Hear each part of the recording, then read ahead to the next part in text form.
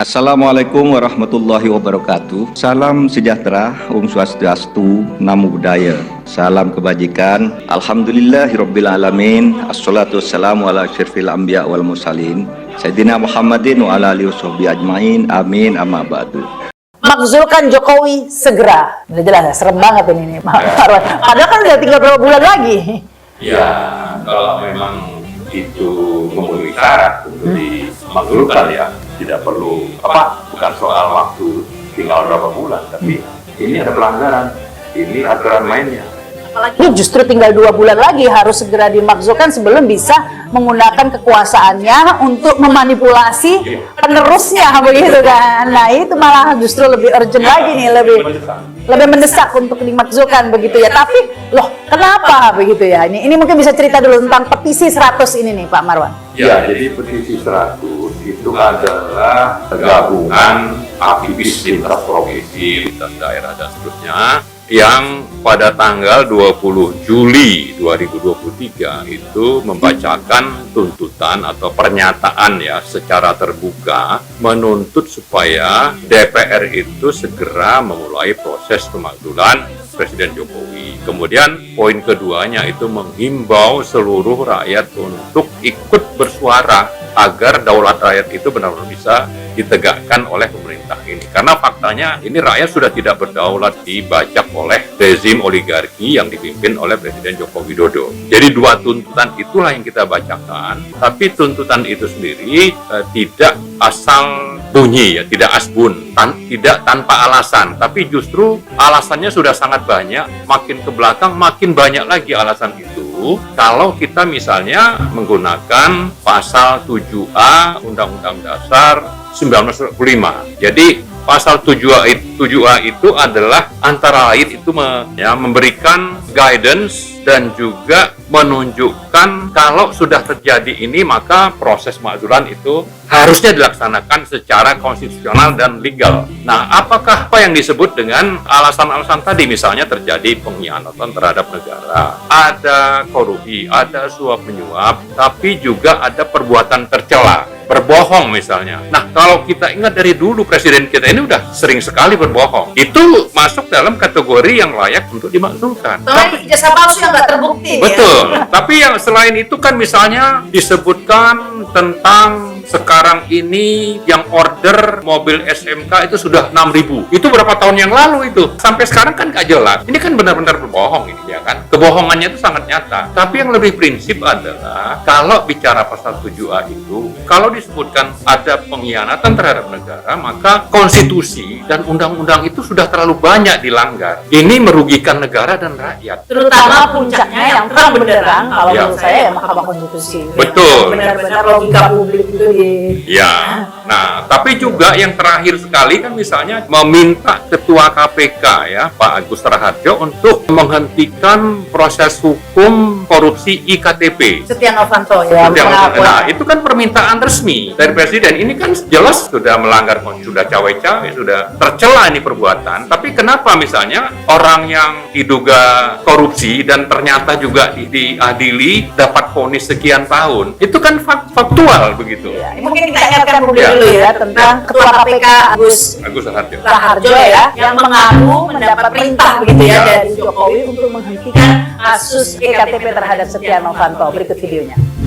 Saya dipanggil sendirian oleh Presiden. Presiden pada waktu ditemani oleh Pak Pratikno. Jadi saya heran, biasanya memanggil itu berlima, ini kok sendirian. Dan dipanggilnya juga bukan lewat ruang wartawan, tapi lewat masjid kecil itu. Jadi dijemput dari sana. Nah itu di sana begitu saya masuk, Presiden sudah marah. Presiden sudah marah, menginginkan karena baru saya masuk itu, dia sudah teriak hentikan. Kan saya heran, hentikan, yang dihentikan apanya gitu kan. Setelah saya duduk, ternyata saya baru tahu kalau yang suruh hentikan itu adalah kasusnya Pak Setnov. Ketua DPR waktu itu. Ya, Ketua DPR pada waktu itu mempunyai kasus IKTP supaya tidak diteruskan. Ya harusnya memang sepertinya harus disikapi oleh DPR Pak Marwan ya. Apalagi sudah ada pengakuan Agus Raharjo mantan Ketua KPK yang posisinya pasti sentral ya sebagai ketua dari lembaga pemberantasan korupsi, bukan main-main, dan itu sudah memberikan pengakuan harusnya bisa diinvestigasi atau dibawa berlanjut ke DPR. Tapi pertanyaannya selanjutnya DPR-nya masih ada nggak kan itu?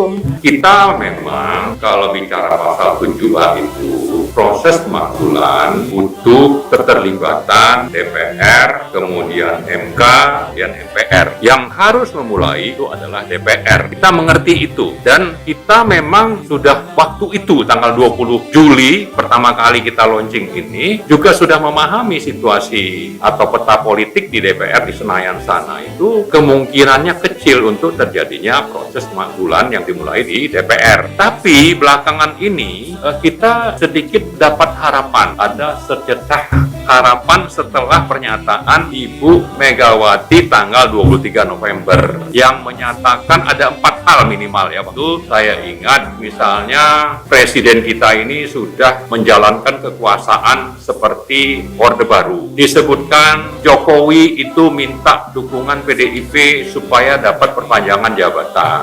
Kemudian ada kasus MK, lalu ada masalah yang kaitannya dengan korupsi yang disebut rampok atau apalah disebut itu. Nah, ini 4 hal ini sudah diungkap secara terbuka oleh Presiden Megawati, dan mestinya kalau Bu Megawati dan PDIP itu concern terhadap negara dan di sisi lain telah terjadi banyak pelanggaran terhadap konstitusi, maka sudah waktunya untuk PDIP itu berinisiatif untuk memulai proses pemakzulan tadi gitu. Misalnya kita ingat Masinton Panjaitan itu kan menggagas untuk dilakukannya hak angket DPR terhadap MK yang waktu itu banyak yang protes. Hak angket itu mestinya terhadap pemerintah, padahal kalau menurut Undang-Undang Dasar hak angket itu adalah fungsi pengawasan oleh DPR atas apa? Atas pelaksanaan undang-undang, bukan sekedar pelaksanaan pemerintahan, tapi pelaksanaan undang-undang. Nah, undang-undang itu kan ada undang-undang MK juga. Ternyata undang-undang MK itu patut diduga dan dikhawatirkan sudah dilanggar oleh MK. Nah, nanti kaitannya ini kan masalah nepotisme. Nepotisme nanti ujungnya itu kan bisa dicari, oh ternyata ini atas permintaan atau order dari pemerintah. Nah, ini kalau angket dilakukan maka sebetulnya siapapun bisa ditanya, dan saya yakin kalau mereka menjawab ya pertanyaan DPR di pansus angket itu secara jujur karena disumpah, maka kita akan ketemu sebetulnya yang melakukan intervensi dan permintaan itu adalah eksekutif, dan ujungnya itu bisa ke Presiden Jokowi. Bisa dibuktikan. Apalagi pernyataan Agus Raharjo ini tidak bisa dianggap pernyataan sambil lalu saja atau final tidak bisa. Pastinya Agus Raharjo harus bisa mempertanggungjawabkan ya pernyataannya ya kalau memang ternyata tidak benar, dan tidak bisa dianggap ini pertanyaan hal yang sepele karena dia adalah ketua KPK waktu itu ya kan. Harusnya memang mempunyai pengetahuan yang cukup tentang apa yang disampaikan begitu. Tapi ini Pak Mursalim ya, Pak Mursalim sepertinya meskipun sudah ada Masinton ya, ada Bu Mega yang begitu berapi-api, tapi nyatanya ya DPR-nya masih adem aja, nih ramenya di luaran aja begitu. Berisik di luar aja, di dalam tentang salaman jangan-jangan. Jadi selama ini memang sulit untuk melakukan penegakan di DPR ya. Kebetulan ini ada persoalan masalah PDI dengan penguasa, dengan Jokowi dalam arti ini. Kemudian mungkin ada keberanian Masinton dan merasa bahwa pasti akan disambut banyak, karena memang sebenarnya sudah menjadi gunung es ya, kemarahan ini cuma tinggal sedikit saja ke pemicunya. Jadi dianggap itu bisa menjadi pintu masuk. Walaupun maksudnya banyak hal yang lain yang menjadi pintu masuk, termasuk masalah salah satu lah dari petisi 100 ini. Saya mau menyampaikan dulu mengapa ini sangat mudah disambut di mana-mana, dan bahkan Masinton kalau mampu menggulirkan, mencoba, itu akan terjadi suatu dukungan yang sangat luas, karena seluruh lapisan masyarakat, seluruh tokoh ini kan sudah merasakan hal yang sama, ingin menyelamatkan Indonesia dari satu pelanggaran konstitusi, pelanggaran hukum, pelanggaran etika yang dilakukan oleh Presiden itu bersama ini dengan rezimnya. Nah, jadi ini sebenarnya hanya 100 ini hanya badan pekerja awal, tapi sekarang ini sudah tidak bisa dihitung ribuan pendukung ini, dan saya yakin pasti akan bergulir karena di tiap kota juga sudah akan meminta untuk melakukan satu pekerjaan yang sama sebagai untuk menguatkan pada masyarakat bahwa ini memang kalau tidak bisa diapa-apakan ya memang ujungnya ada pemakzulan. Walaupun pemakzulan itu tidak harus menumpukan banyak hal. Salah satu pelanggaran konstitusi yang terberat bagi buruh itu misalnya adalah Undang-Undang Omnibus Law, Omnibus Kesehatan dan sebagainya. Ini kan satu pelanggaran yang sangat, maaf katakanlah, kurang ajar gitu ya. Sudah disetujui sama MK untuk jadi perubahan, belum sampai terjadi 2 tahun itu maka diturunkan oleh Jokowi Perpu. Ya. Ini kan seorang sendiri bisa membatalkan hal seperti itu. Ini sangat pantas sekali, tinggal pintu masuk saja. Sekarang bisa jadi yang menjadi seru ini karena berkaitan dengan Pilpres ini adalah masalah apa yang dilakukan Mas Hinton tadi. Ya, karena memang orang rame-rame soal Omnibus Law, kemudian MK udah mengeluarkan putusan bahwa itu inkonstitusional begitu ya. Tahu-tahu semua putusan MK semua udah dinafikan ya dengan perpunya Presiden dan berlaku kembali Omnibus Law-nya. Dan yang menarik ini Pak Marwan, ini sudah ada 100 penandatanganan ya petisi ini, dan memang di samping itu masih terus banyak dukungan begitu ya yang atas isu pengguliran, apa bukan isu ya, tuntutan ya, tuntutan Jokowi segera dimakzulkan ini ya.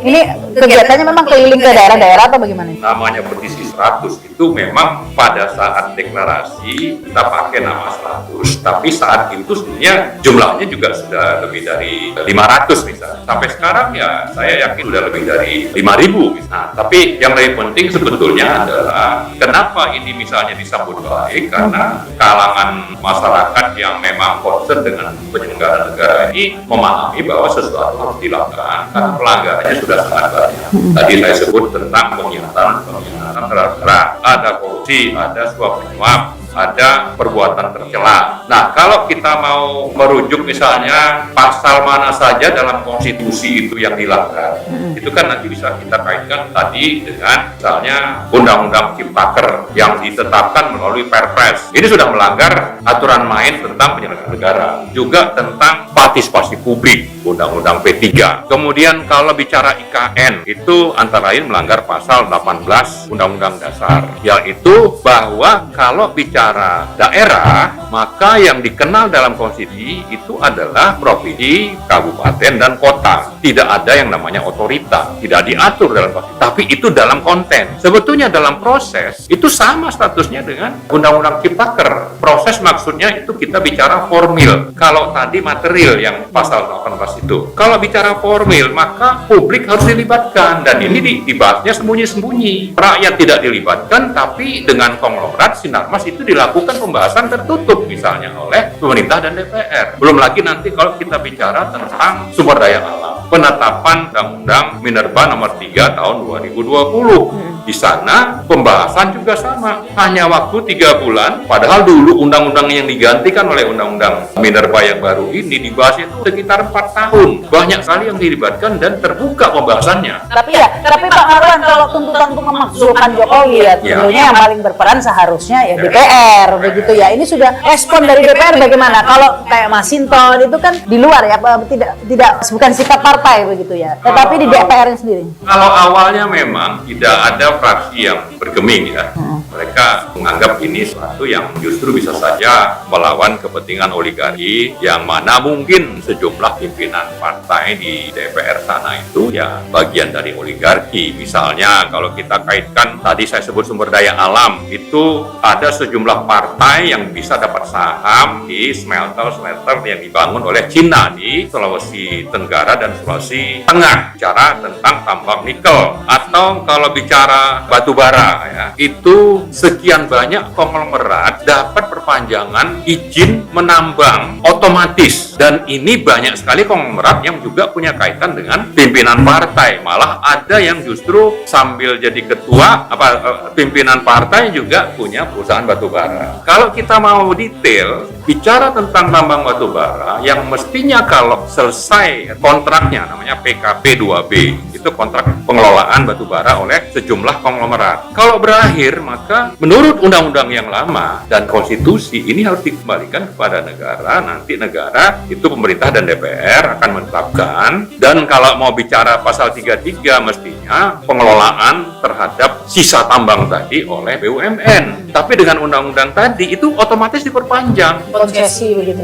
Nah, ini negara dirugikan berapa banyak? Ya antara 3.000 sampai 10.000 triliun. Cara Presiden Jokowi ini menyelenggarakan negara secara tertutup, tidak melibatkan publik, tapi juga syarat dengan KKN. KKN tadi itu mestinya diproses menurut pasal 7A yang kita sebut. Maka kalau kita bicara apakah DPR bisa diharapkan, mungkin tidak. Tapi dengan kejadian terakhir antara ada mungkin persaingan atau perbedaan pendapat ya antara Presiden Jokowi dengan Bu Megawati, ya kita berharap ini petanya berubah. Semoga Allah senantiasa menuntun kita di jalan yang diridhoinya. Aku qouli hadza, astagfirullah li wa lakum. Wassalamualaikum warahmatullahi wabarakatuh.